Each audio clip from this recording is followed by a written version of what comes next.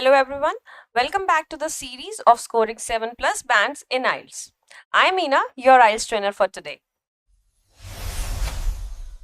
आज के सेशन में हम करेंगे रीडिंग टिप्स एंड ट्रिक्स। तो रीडिंग के तो मल्टीपल टिप्स एंड ट्रिक्स हैं, बट इसके साथ साथ हमें जो सबसे इम्पोर्टेंट रीडिंग में रहता है वो इन सारे बुलेट पॉइंट्स या टेक्निक्स टिप्स एंड ट्रिक्स से हटा के रहता है टाइम मैनेजमेंट, जिसके बारे में मैंने एक लास्ट क्लास में भी बात करी थी। ये टाइम मैनेजमेंट एक ऐसी चीज है जिसे हम फर्स्ट क्लास से ही सीखना शुरू करेंगे। Although we will have a full detail session of time management, लेकिन जैसे जैसे हम प्रैक्टिस स्टार्ट करते जाएंगे, क्लासेस शुरू करेंगे, तो ये चीज मैं साथ साथ भी कवर कराती जाऊंगी। Time management. अब रीडिंग के 3 पैसेजेस होते हैं, तो 60 मिनट्स ऑफ टोटल टाइम, जैसे मैंने पहले भी बताया था। 20 minutes devoted for each paragraph, sorry each passage. तो passage 1 is for 20 minutes, 20 minutes for passage 2 and 20 minutes for passage 3। So this is the estimated time. लेकिन हम ऐसा नहीं करेंगे, हम हर पैसेज के लिए टाइम लेके चलेंगे 15 minutes, not more than that. हमें जब प्रैक्टिस करनी है, सी एक बहुत ही बेसिक सी क्वेश्चन, एक साइकोलॉजिकल चीज होती है। जब हमें कोई भी चीज मुश्किल लगती है और वो जल्दी हो जाती है, या हम किसी टफ टास्क की प्रैक्टिस करने लगते हैं, तो हमें आने वाले जब फाइनल एग्जामिनेशन है वो चीज़ हमें आसान लगती है। जैसे हम बोर्ड्स की जब प्रिपरेशन करते हैं तो हमें लगता है ना कि आर.डी. शर्मा हो गई, या जो भी यू लाइक टुगेदर के सैम्पल पेपर्स हैं, उन सभी में से लेके हमने टफ से टफ क्वेश्चंस कर लिए, फिर एनसीईआरटी के हमें आसान लगने लगते हैं। सेम वे आइल्ट्स में भी ऐसा होता है। जब आप प्रैक्टिस कर रहे हैं, you are attempting mock test, वहाँ आपको ये प्रैक्टिस करनी है कि आप टफ से टफ सिचुएशन लेके चलो। आपने सेम चीज ऐसे यहाँ पे अज्यूम करना है कि आपको रीडिंग पैसेज 1, पैसेज 2, पैसेज 3 तीनों के लिए 15 मिनट्स ईच मिल रहे हैं। ओवरऑल आपको 45 मिनट्स मिल रहा है। तो जब भी आप रीडिंग की प्रैक्टिस स्टार्ट करोगे, मेक श्योर ऑफ दैट कि आप 45 मिनट्स का ही टाइमर लगाएं, not more than that. Because जब आप घर पे हर दिन प्रैक्टिस करोगे 45 मिनट्स की, at the day of examination you will definitely complete the task with in the stipulated time without having any hustles. Otherwise होता क्या है, हम घर पे 1 घंटे की प्रैक्टिस करते हैं, एग्जामिनेशन में 5-7 मिनट 10 मिनट हमारे वैसे ही वेस्ट हो जाते हैं, और कई बार हमें पैनिक हो जाता है, एंग्जाइटी हो जाती है, उस रीजन से हम थोड़ा काम होने में टाइम लग जाता है। तो make sure you practice for 45 minutes instead of 60 minutes, so that at the day of examination आप उसे 60 days में 60 days नहीं 60 minutes में easily achieve कर पाए। ठीक है, तो let's start with very basic tips and tricks today, और जिसमें मैं आपको सिंपल बताऊंगी कि हमें 3 से 4 चीजों का ही ध्यान रखना है, और बाकी टिप्स एंड ट्रिक्स हम नेक्स्ट सेशन में भी कंटिन्यू करेंगे। आज के सेशन में शायद इतनी ही कंप्लीट हो पाए।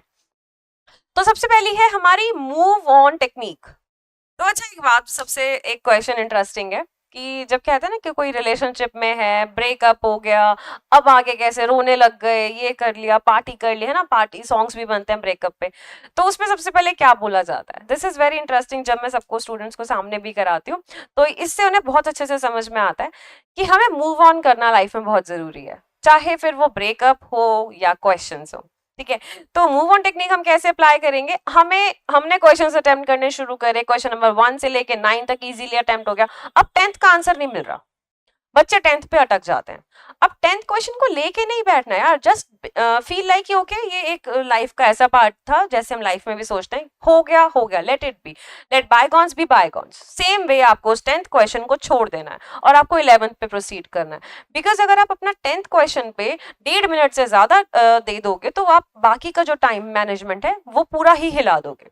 तो जैसे मैंने बोला कि हमें 15 मिनट्स अज्यूम करना है, और 15 मिनट्स के हिसाब से हमारे पास अब 40 क्वेश्चंस के लिए 45 मिनट्स हैं। पहले हम जब लास्ट क्लास में डिस्कस किया था, हमने क्या कैलकुलेशन करी थी कि एक क्वेश्चन के लिए 1.5 मिनट है हमारे पास, लेकिन अब तो उससे भी कम है, क्योंकि हमारे पास 45 मिनट्स ही टोटल है 40 क्वेश्चंस के लिए। तो do not waste any of your time at one particular question. If you are finding the answer on first glance, go for it. अगर नहीं मिल रहा, just leave it behind. Next move on करो। आपको उस question को छोड़ देना, आपने नहीं करना। Move on करके move to next question. Very important.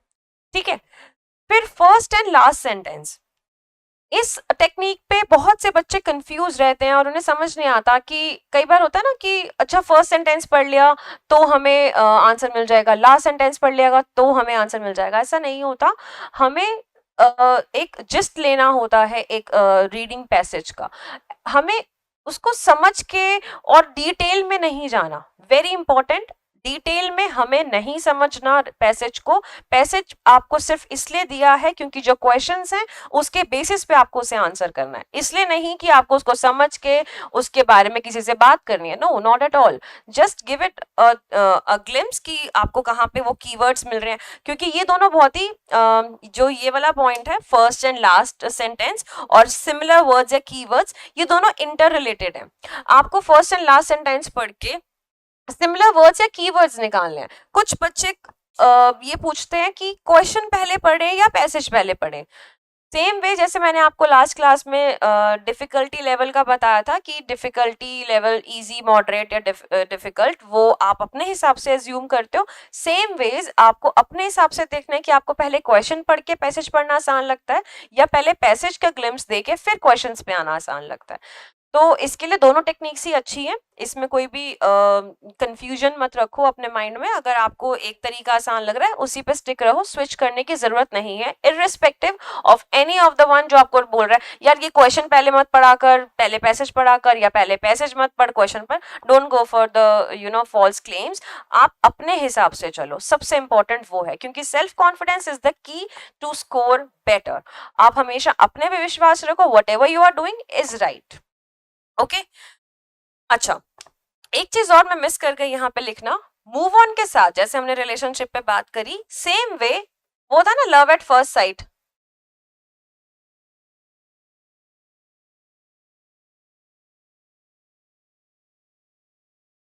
ये बहुत इंपॉर्टेंट है मूव ऑन टेक्निक के साथ। लव एट फर्स्ट साइट क्या होता है ना, बोलते हैं एक नजर में प्यार हो गया। सेम वे रीडिंग में भी एक नजर में जो आंसर मिल गया वो ही आंसर करेक्ट होता है।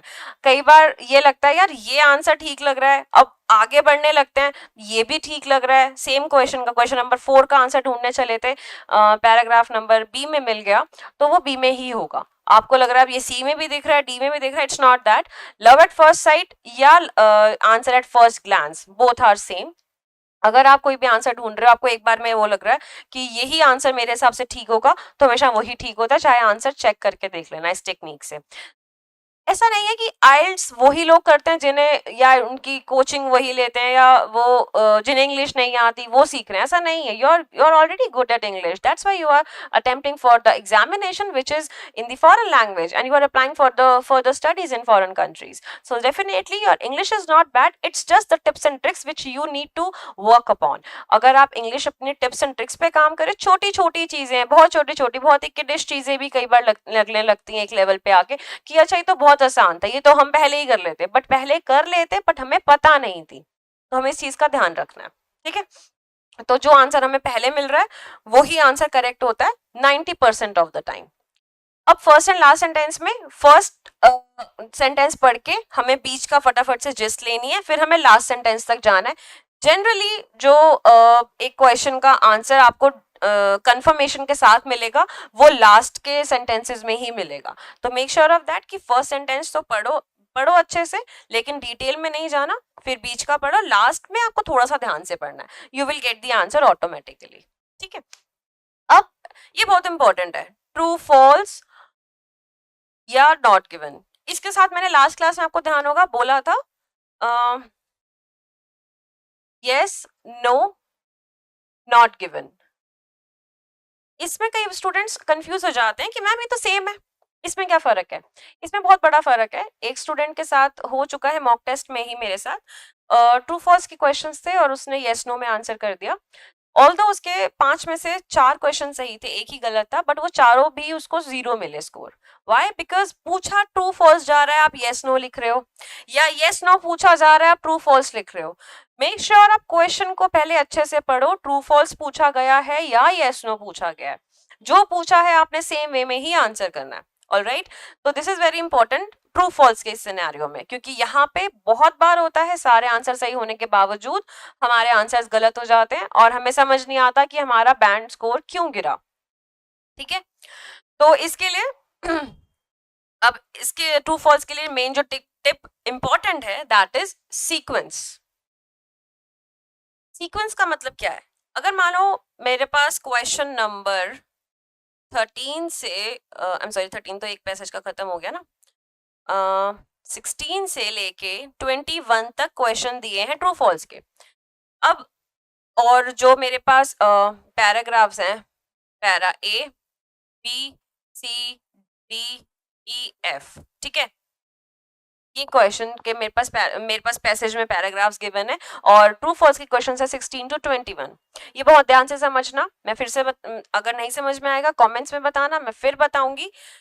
वेरी इंपॉर्टेंट, अगर आपको 16 to 21 ट्रू फॉल्स ढूंढना है वो सीक्वेंस में ढूंढना है। आपने क्वेश्चन नंबर 16 ढूंढा, मूव ऑन टेक्निक अपनाई, नहीं हुआ, आपने आगे बढ़ के क्वेश्चन नंबर 17 अटेम्प्ट किया।